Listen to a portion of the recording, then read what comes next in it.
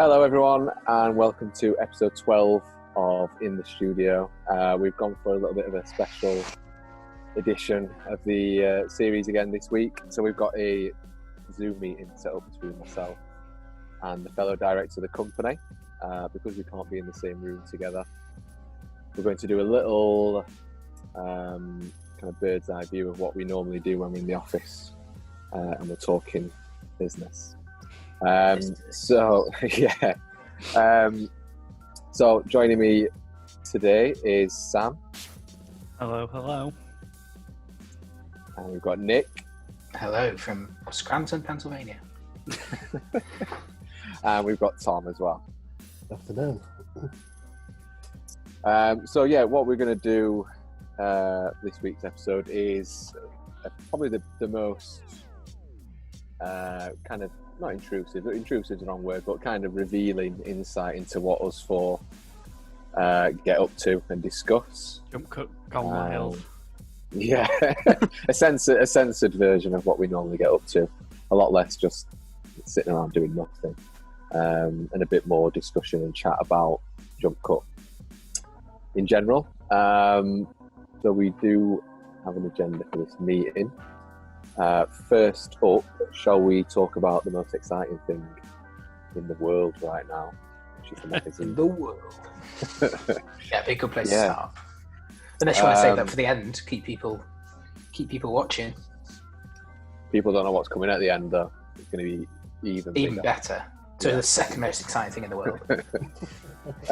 Yes, obviously JumpCut is finally moving into the world of magazine, print. Well, digital print, I guess, for this first issue.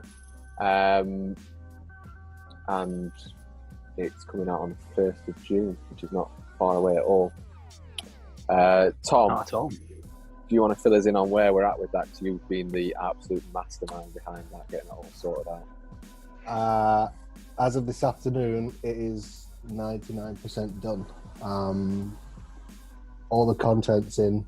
I'm literally just waiting for an email for our artist spotlight, which is a last minute kind of idea we had earlier this week, in which we're gonna feature.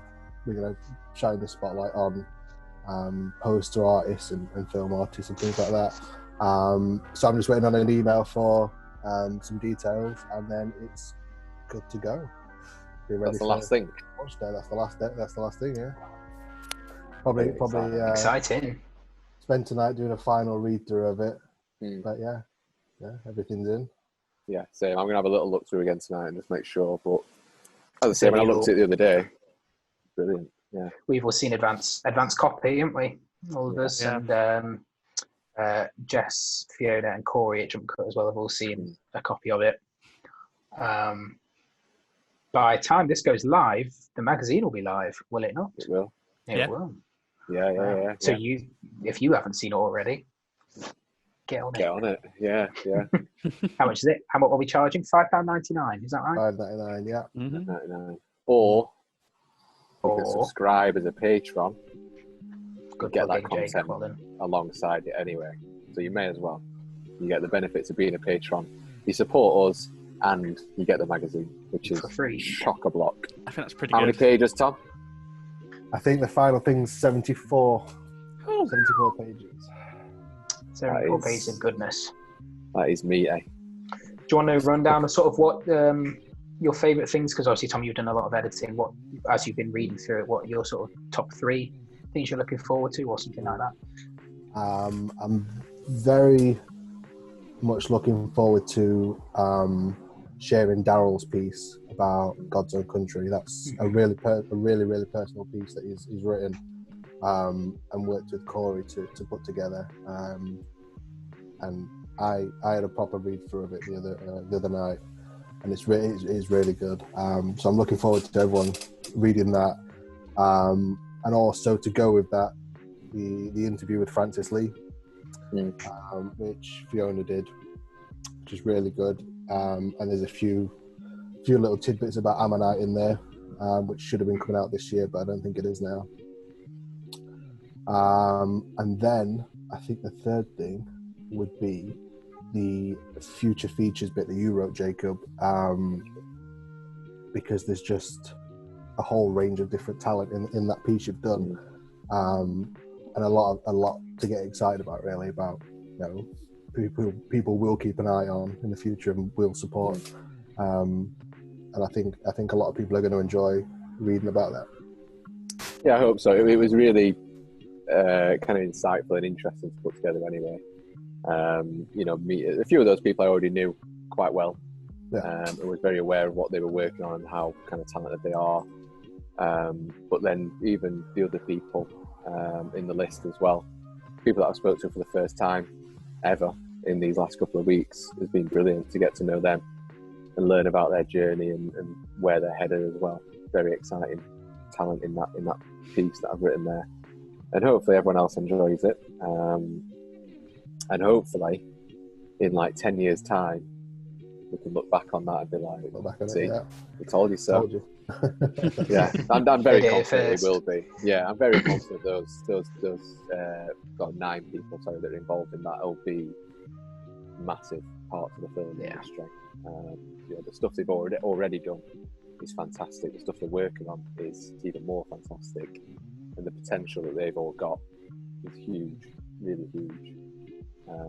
So yeah, it was a pleasure, absolute pleasure to speak to those guys and shine a light on them. And as you can say, the Francis Lee stuff as well, Tom, really exciting stuff there. I'm really excited to see in more detail, learn more about Coralie Fargiat and the Revenge. I was about to say that was, when I read through that, both Zoe's interview and Kim's article. They're both very, very good. Really, really good. Yeah. Quite a last minute addition to the magazine as well. That one, we just kind of we were looking at that one. She was dead nice about that. Shoot the shot, try it, and we got the interview, which was really exciting. No, the interview is really interesting. There's a really good couple of tidbits in there about how Matilda Lutz was cast, and then just about sort of the outlook of the whole film. And obviously, it touches on some pretty hefty topics. But it was. Coralie wasn't afraid to sort of delve into it, which I think was really interesting and a really good read. Yeah, it's the recording of it as well that Zoe sent us for the patrons. It was really good actually listening to her talk about it as well. I read the interview before I listened to it, but then when we released that on Patreon, it was really good to just to listen to her talk about it. It's a great film. Really like Revenge. Yeah, really good. Really good. So if you haven't seen that, another plug, go and watch that after you've read the articles. Sam, what are you excited about for the mag? There's some good stuff. One of the things, you've already mentioned it, but the feature bit you put together with all the different filmmakers. Like, I was reading through the magazine and then I thought, well, we've already had some pretty massive stuff. And then I got to that and I was like, Jesus, there's just more. But there's some good stuff from the play team as well. I know Tom's played a big part in getting this big kind of retrospective piece on the Assassin's Creed franchise in there. And that is really good. There's some really good insights into that. Hot takes as well that I've seen. So people will enjoy that. My favourite game franchise, Assassin's Creed. I think you're going to find some spice within what's been said. Yeah, when we asked the team, we said, like, it doesn't matter if you like the game or not, pick one and you're right about it. So there's some takes. Well, I'd say I'm a massive fan of the franchise, but not all the Assassin's Creed games are necessarily good. And you can find that out next Monday in the JumpCut magazine. If you want to find out which ones aren't very good, but no, I'm really excited about Valhalla. That looks great. Something that we're really, really keen to do at JumpCut is continue kind of giving back to different causes. Last year we launched the JumpCut charity initiative. It's a fun name. And so all the team, I think most of the team, pretty much everyone did something, didn't they, last year? Did, yeah. And, all sorts like movie marathons and stuff like that. People, Chris in particular, putting up with Ryan Gosling for the month of May, which was Brilliant. And yeah, I mean, overall, we raised, forgotten the figure again already, Tom. £3,272.95. Which is amazing. Yeah, really, really amazing effort from the team. Way more than we expected, I think, to be honest. Yeah. But, you know, a true testament of the effort put in by the team and the generosity of everyone that kind of supported us as well. So we want to try and do things again this year. Yeah. And do things hopefully bigger and better and raise more money and make more of a difference. But slightly different, we're going to do it, aren't we? Same but different. Yeah, so we've had a chat before this, and we think last we did it, everybody had their own sort of reasons for doing it and charity they were raising money for. So I, for example, did mine for mine charity. Me and you did that together, Jake, didn't we? Yeah. Watched epic movie at 3 o'clock in the morning, which was great. But everybody did. Followed by Seventh Seal, which is It was wild. the worst whiplash of films ever. But yeah, everybody raised money for their own separate cause. But we're very conscious that the state of play at the minute is different to what it was a year ago. So we don't want to be asking people for money for lots of separate causes. We don't want people to feel obliged to give money that they haven't got or can't afford to. So say, for example, if I was doing a charity thing and Sam was doing one and Jake and Tom were all doing one as well, but we were raising for 4 different causes. We don't want people to feel obliged to say, I've given £10 to Sam, I feel obliged to give £10 to Jake's charity event as well.